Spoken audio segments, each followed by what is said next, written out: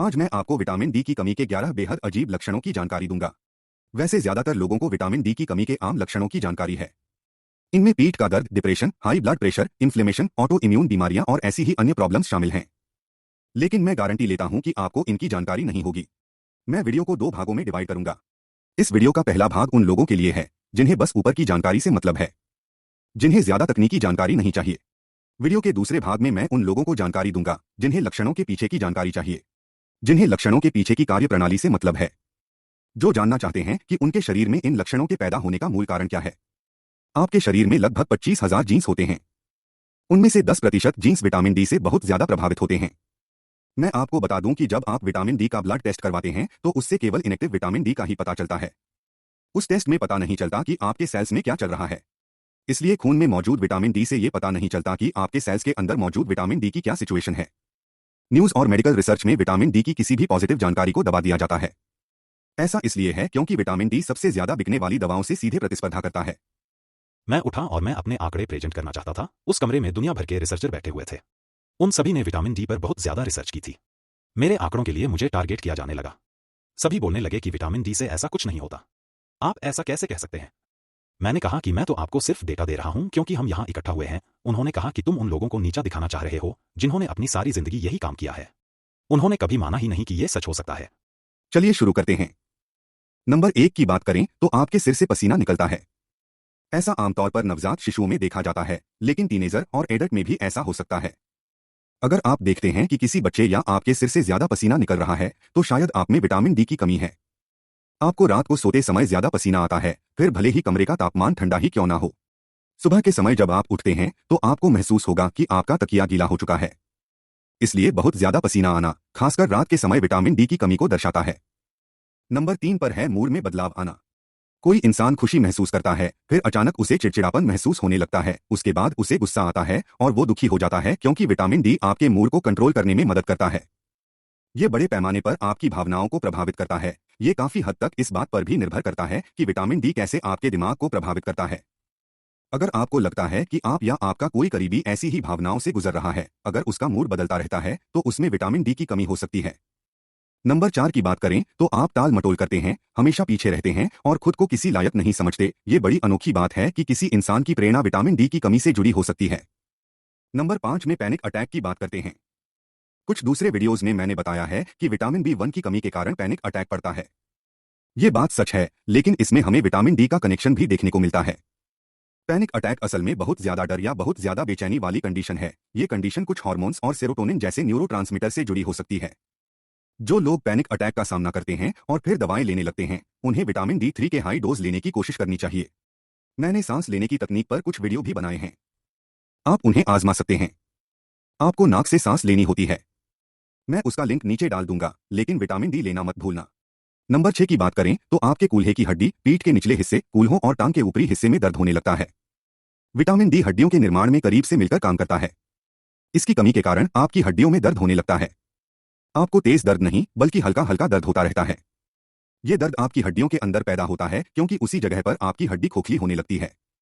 इस प्रॉब्लम को ठीक करना बहुत आसान है, लेकिन उसके लिए आपको कम नहीं बल्कि ज्यादा मात्रा में विटामिन डी लेने की जरूरत पड़ेगी। मैं यहाँ कम से कम 10,000 से 20,000 आयु की बात कर रहा हूँ।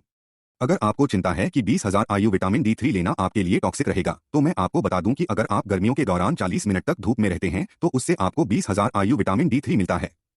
ये मात्रा आपके लिए टॉक्सिक नहीं है।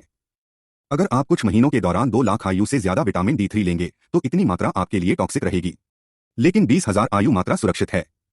चलिए नंबर 7 की बात करते हैं। आपकी मांसपेशियों की ताकत खत्म होने लगती है। विटामिन डी सीधे तौर पर कैल्शियम पर असर डालता है। विटामिन डी के बिना आपकी मांसपेशियों को कैल्शियम नहीं मिल पाएगा। कैल्शियम मांसपेशियों को कॉन्ट्रैक्ट करता है। केवल कॉन्ट्रैक्ट ही नहीं बल्कि कैल्शियम मांसपेशियों के उत्पादन में भी योगदान देता है। इसलिए विटामिन डी और कैल्शियम के बिना आप मांसपेशियों को नहीं बना पाएंगे। हमें आपकी उन मांसपेशियों में कमजोरी देखने को मिलती है जो मुख्य रूप से आपकी टांगों और कंधों की पावर और मजबूती को कंट्रोल करती हैं। इसके अलावा विटामिन डी दर्द को कंट्रोल और नियमित करने का भी काम करता है। नंबर 8 में जकड़न की बात करते हैं। ये जकड़न आमतौर पर आपके घुटनों और उंगलियों में देखने को मिलती है। जाहिर सी बात है कि ये सब इन्फ्लेमेशन से जुड़ा हुआ है, लेकिन ये इस बात पर भी निर्भर करता है कि विटामिन डी आपकी कार्टिलेज और आपके कोलेजन पर क्या असर डाल रहा है।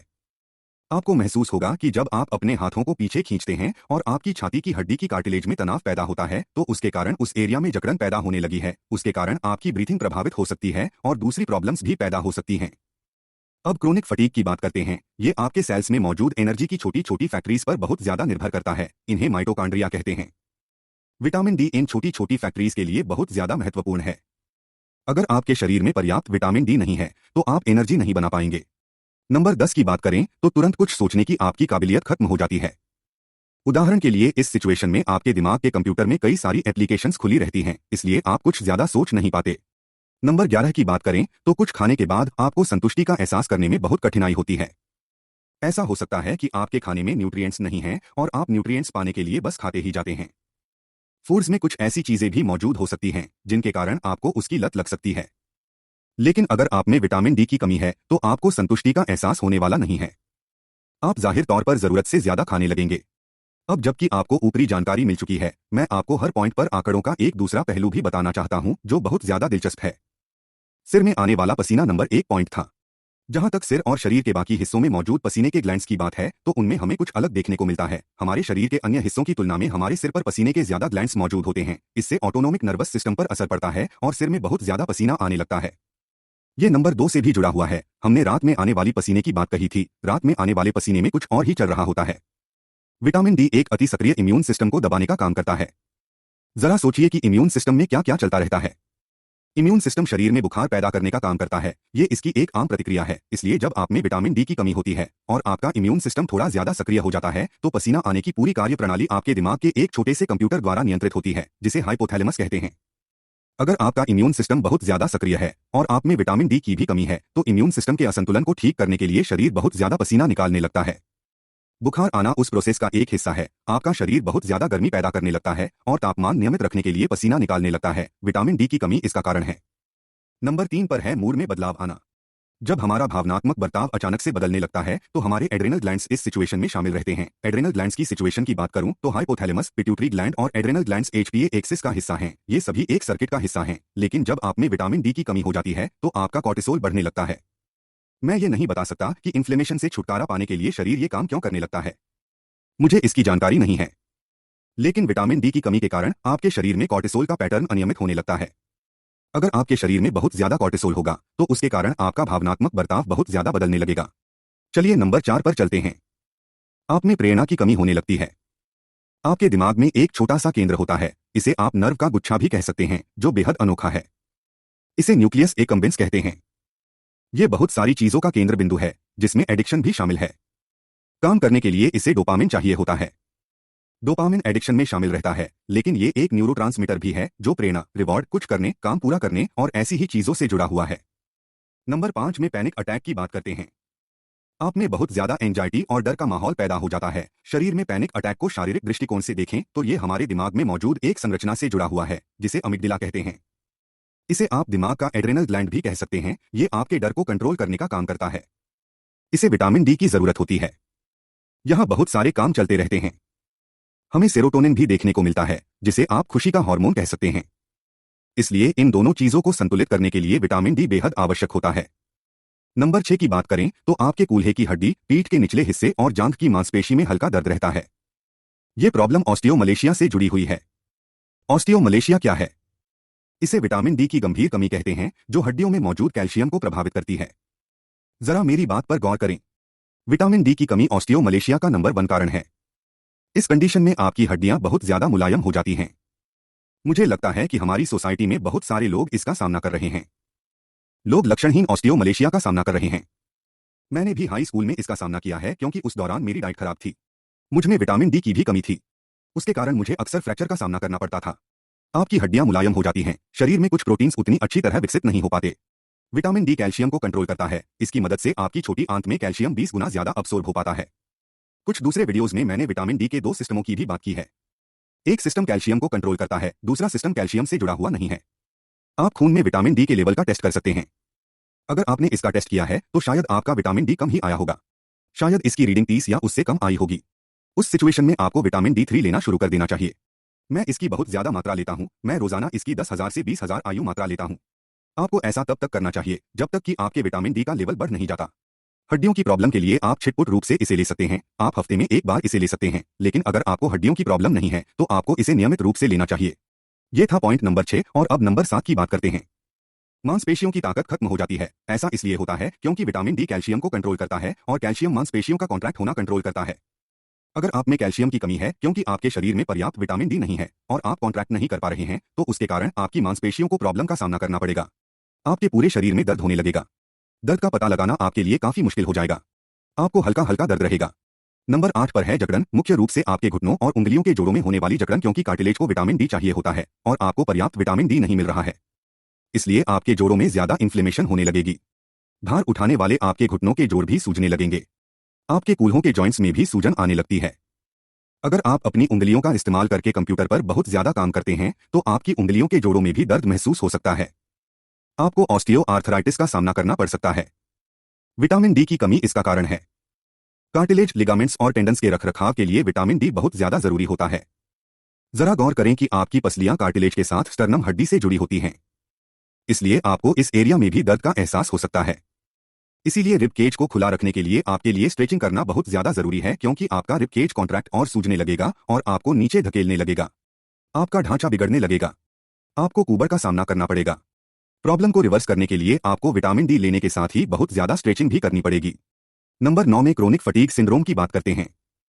क्रोनिक फटीग सिंड्रोम के दो विभिन्न कारण हैं। पहला कारण यह है कि विटामिन डी माइटोकॉन्ड्रिया की संख्या को कंट्रोल करता है। माइटोकॉन्ड्रिया को हमारी एनर्जी फैक्ट्री कहते हैं। इसलिए आपके शरीर में कम माइटोकॉन्ड्रिया बनेंगे और कम एनर्जी का उत्पादन होगा। विटामिन डी के बिना माइटोकॉन्ड्रिया ठीक से काम नहीं कर पाएगा। क्रोनिक फटीग सिंड्रोम का दूसरा कारण इम्यून सिस्टम से जुड़ा हुआ है। अगर आप में विटामिन डी की कमी है तो कुछ वायरस निष्क्रिय अवस्था से बाहर निकलकर सक्रिय हो जाएंगे। कुछ वायरस, खासकर एप्स्टीन बार वायरस, रिमिशन से बाहर निकलकर सक्रिय हो जाता है।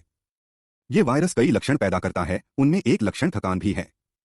ऐसा नहीं है कि इसके कारण आपको बहुत ज्यादा इन्फेक्शन हो जाएगा। आपको इन्फेक्शन के एक पहलू का सामना करना पड़ेगा, जैसे कि लंबे समय की थकान।